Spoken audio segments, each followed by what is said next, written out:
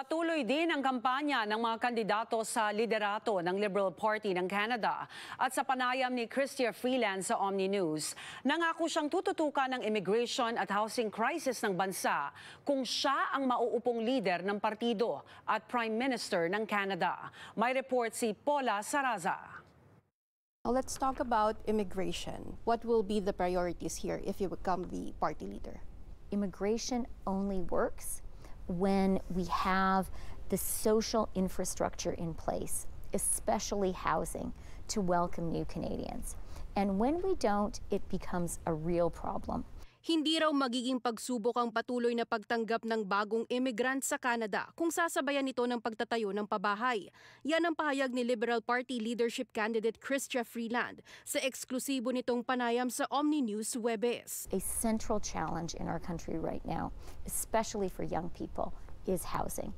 And we need to be sure that young Canadians who do all the right things, who go to school, who work hard, who get a good job, we need to be sure that there's a house that they can afford. Aminado si Freeland sa hinaharap na housing at affordability crisis na apektado ang lahat sa bansa.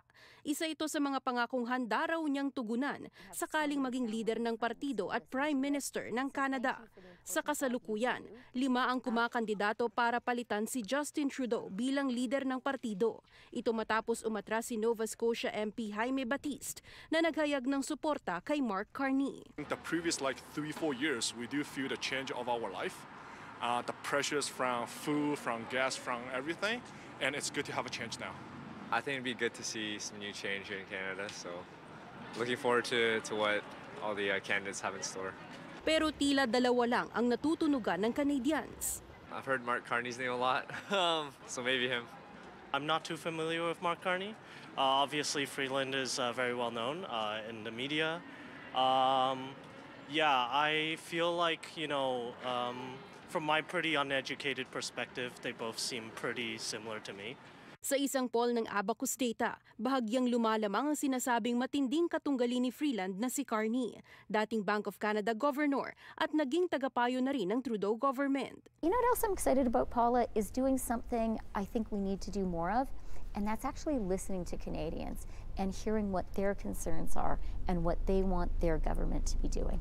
Bukod kay Carney at Freeland, tumatakbo rin si dating Government House Leader Karina Gould na nangakong bababaan sa 4% ang GST, si dating Ontario Liberal MP Ruby Dalla at dating Montreal Liberal MP Frank Baylis.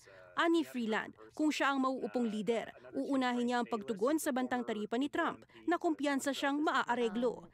Pursigido rin siyang gawing 20 na lamang ang cabinet ministers mula 38. Ilan lamang ito sa mga hakbang niyang malayo umano sa nakasanayang pamamalakad sa ilalim ni Trudeau. Right now, the central focus of our government needs to be people's lives. It needs to be jobs, jobs, jobs, investment, investment, investment, housing, housing, housing.